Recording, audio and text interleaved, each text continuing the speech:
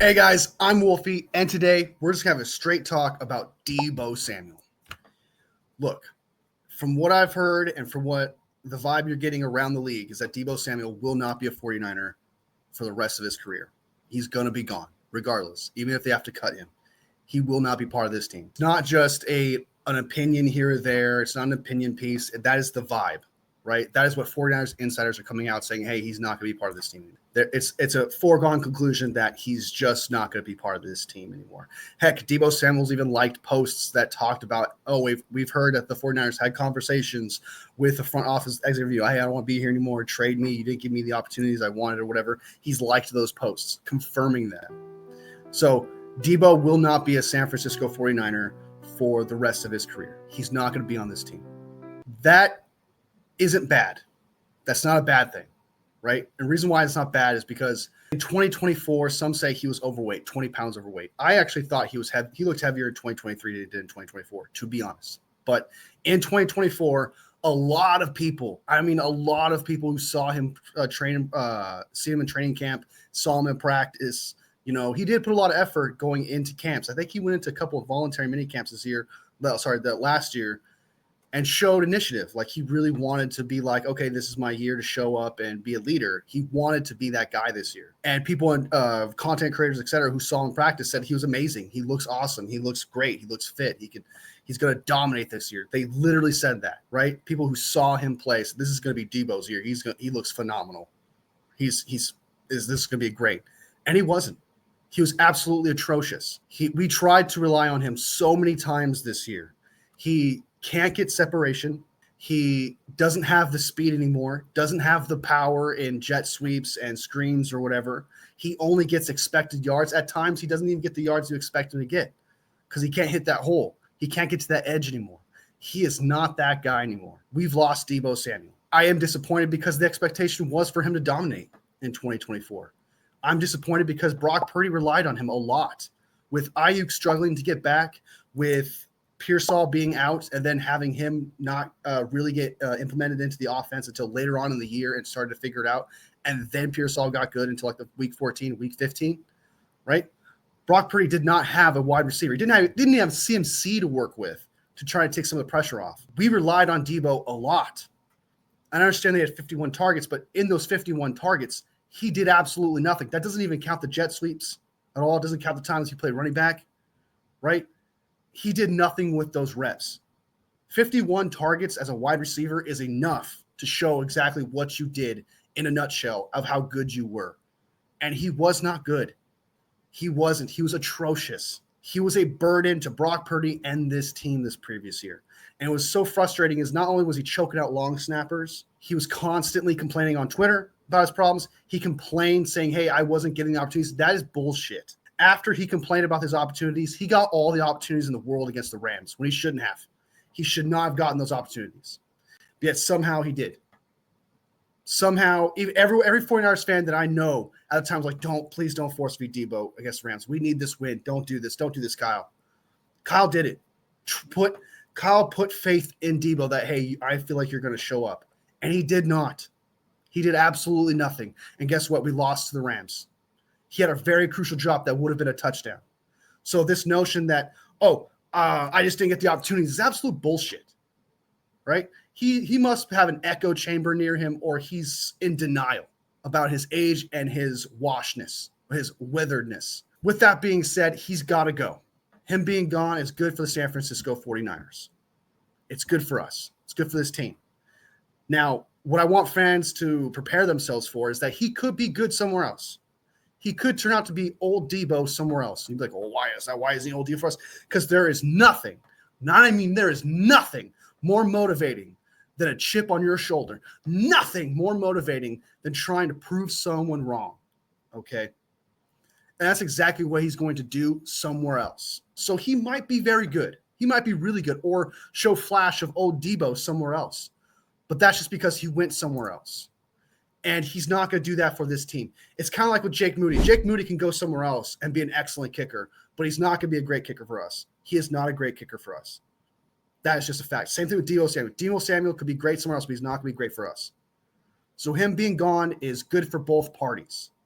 However, I wish we knew that this was going to happen before we restructured his contract last year. Now we're taking a big cap hit just because he's in his feelings, because we're in this situation because of him. I absolutely hate that. And most likely he will be cut after June 1st. And I don't like that either.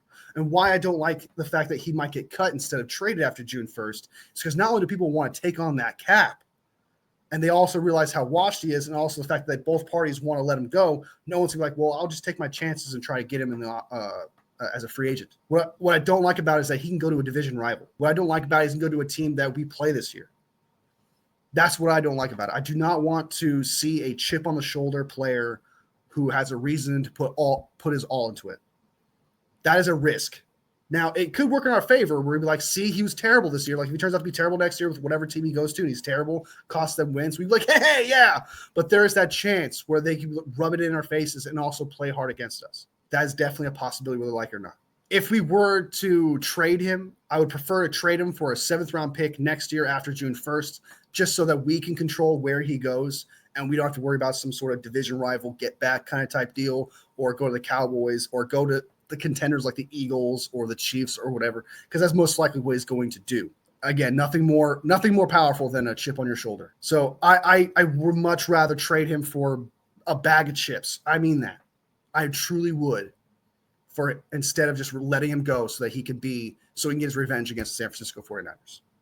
Go to a division rival, go to the Eagles, go to the Chiefs, go to the Cowboys, go to somewhere we absolutely would despise him going. Because that's most likely what he would want to do and probably will do if we cut him outright after June 1st. If we were to trade him before June 1st, it better be a 3rd-round pick, because that $31 million cap hit that's huge. So you better get a good haul. And a good haul for Deebo at this point would be a 3rd-round draft pick, which is, I doubt that will happen. I'll doubt we'll see a 3rd-round pick. He is worth a 5th-rounder tops, and that's not worth $31 million. So I would much rather trade him for a 7th-round pick 3 years from now to some bum team or a team we're not playing. Like, you can go to the Bills if he wants. That's fine. I mean, if he helps out the Bills, I'll be happy for him, because I'll be happy for the Bills, right? But I want to control where he goes. I want to control where that chip lands, that chip that's going to be on his shoulder. So Deebo's not going to be a San Francisco 49er this year. The 49ers can't trade him for a 5th-round draft pick and take a $31 million cap hit. That is crazy. That is crazy. Now, if you package Deebo, like if you gave up 11th pick and Deebo to move up in the draft, or you did that for another piece or whatever, I'd be all for it, because that way you still got better in the end. You got a better piece to fill a position of need. So I don't mind that part. But if it's just downright a 5th-round draft pick, I'd much rather just take a 7th-round draft pick 3 years from now after June 1st. Because also the 49ers have 10 draft picks in this draft. 10. Does a 5th-round pick really matter at that point this year? 6th or 7th this year? No, it doesn't. You could totally just move that 5th or 6th-round draft pick next year or the year after that, whatever you got to do. But if it was a 3rd-round draft pick, that is completely different. You could find a starter and you could fill a hole there. And that's what I mean with the same thing. If you were to package him with 11th pick or whatever, 2nd-round pick and move up in the draft or some crap like that, I'm all for it. If we did something like that, there's going to be a lot of drama about Deebo coming out. He's going to probably throw a lot of fits, and there's going to be like rumors like crazy that, hey, he's going to go to this team, he's going to get traded to this team. That's what we're constantly going to hear all off season, is about where is Deebo going to go, and in the end, he needs to go somewhere. And I said this like 4 times already, but just to reiterate it, he needs to go somewhere where he cannot affect us, because just to end off this video, there is nothing, and I mean nothing, more powerful than trying to prove someone wrong and having the opportunity to prove someone wrong, having a chip on your shoulder. Deebo has it in him to be great. And if he can just whip out just one season left in him, one season to get super focused and super in shape and just be like, I'm going to do it all this 1 year. Because it takes just 1 year to rub it in another team's face. It takes 1 year to do it. He's not going to be great for the San Francisco 49ers, not from here on out. There is nothing is forcing him to be great with us. If anything, he blames the team. So there's nothing the team can do. The only thing that could be good for Deebo is if he goes somewhere else. And he's going to probably be good there. Hopefully he's not, for the sake of the 49ers, so that way, it doesn't affect us at all. But you're going to hear crap of like, oh, we probably should have kept Deebo. Oh, we should have kept Deebo because look how good he's doing. You know, and it's just like he wasn't going to be good for us to begin with. That's just how it is. If I was a GM, I would trade him after June 1st for a 7th round pick 3 years from now to the Colts, some bum team. That's what I would do. No offense straight up to the Colts there, but I'm just saying this is the reality of Deebo Samuel, what's happening right now. He wasn't good for us. He might be good somewhere else. So, all right. That is my rant about Deebo Samuel and the situation, the reality of Deebo Samuel. I think it's absolutely bonkers that he thinks he did not have an opportunity to prove himself this previous year when he had all the opportunities in the world, all of them in the world. He literally cost us a playoff. He literally cost us the playoffs against the Rams. 110% believe that. The game plan against the Rams was Deebo. You could tell when you watched that game. And he failed. He was atrocious. So let me know what you guys think. Like the video, comment. Let me know what you guys think. Take care, guys. And bang, bang, Niner gang, baby.